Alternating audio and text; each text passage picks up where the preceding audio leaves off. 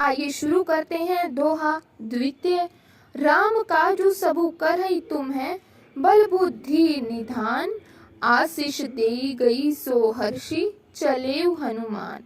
तुम श्री रामचंद्र जी का सब कार्य करोगे क्योंकि तुम बल बुद्धि के भंडार हो। यह आशीर्वाद देकर वह चली गई। तब हनुमान जी हर्षित होकर चले। निश्चर एक सिंधु महु रही, करी माया नभु के खग गही। जीव जंतु जे गगन उड़ाई, जल बिलोकी तिन्ह के परिछाई। समुद्र में एक राक्षसी रहती थी।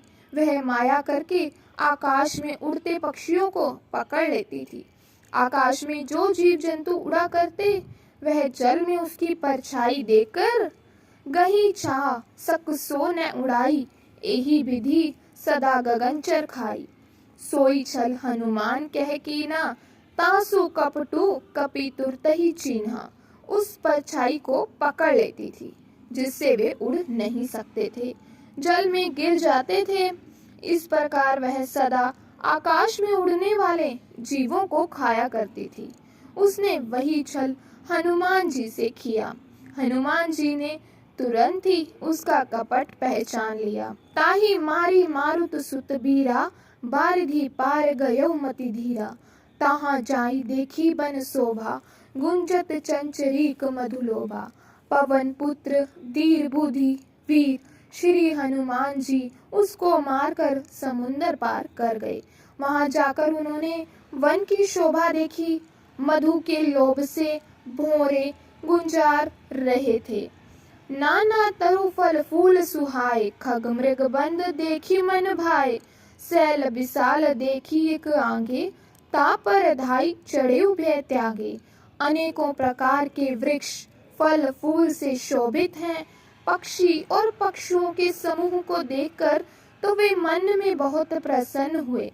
सामने एक विशाल पर्वत देखकर हनुमान जी भय त्याग कर उस पर दौड़कर जा चढ़े। उमा ने कछु कपि की अधिकाई, प्रभु प्रताप जो कराई खाई। गिरी पर चढ़ी लंका तेहि देखी, कहीं न जाई अति दुर्ग विशेषी। शिव जी कहते हैं, हे उमा, इसमें वानर हनुमान जी का कुछ बड़ाई नहीं है। यह प्रभु का प्रताप है जो कालकों को भी खा जाता है। पर्वत पर चढ़कर उन्होंने लंका देखी। बहुत ही बड़ा किला है, कुछ कहा नहीं जाता। अति उतंग जल निधि, चहुपासा कनक कोट कर परम प्रकाशा। वह अत्यंत ऊंचा है, उसके चारों ओर समुंदर है। सोने के परकोटे का परम प्रकाश हो रहा है। पहला, कनक कोट विचित्र मणि, कृत सुंदर यातना घना। चौ हट हट सुबट, बिंथी चारु, पुर बधु विधि बना। गजबाजी खच्चर निकर, पदचर रथ, बरुथनी को गने। बहु रूप निसीचर जूथ, अति बल सेन बरनत नहीं बने। विचित्र मणियों से जड़ा हुआ सोने का परकोटा है। उसके अंदर बहुत से सुंदर सुंदर घर हैं।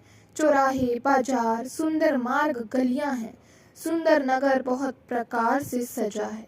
हाथी, घोड़े, खच्चरों के समूह, पैदल और रथों के समूह को कौन गिन सकता है। अनेक रूपों के राक्षस के दल हैं। उनकी अत्यंत बलवती सेना वर्णन करते नहीं बनती। छंद दूसरा। वन बाग उपवन वाटिका, सरकूप बापी सोही। नर नाग सुर गंधर्व कन्या, रूप मुनि मन मोही। कहूँ माल देह विशाल सैल, समान अति बल गरजही। नाना अखारे न बिरही, बहु विधि एक एकन है त्रजही। वन बाग उपवन फूलवाड़ी, तालाब कुएं और बावलियां सुशोभित हैं। मनुष्य, नाग, देवताओं, गंधर्वों की कन्याएं अपने सौंदर्य से मुनियों के मन को मोह लेती हैं। कहीं पर्वत के समान शरीर वाले बड़े ही बलवान पहलवान हैं। वे उनके अखाड़ों में बहुत प्रकार से भिड़ते एक दूसरे को ललकारते हैं। छंद तीसरा। करी जतन बट कोटिन है, विकट तन नगर चहु दिसिय छई। कहूँ महिष मानुष धेनु, खर अज खल निसाचर बछई। एही लागी तुलसीदास इन्हें की कथा कछु एक है कही। रघुबीर सर तीरथ सरिन्य त्यागी गति पे ही सही। भयंकर शरीर वाले करोड़ों योद्धा यत्न करके नगर की चारों दिशाओं में रखवाली करते हैं।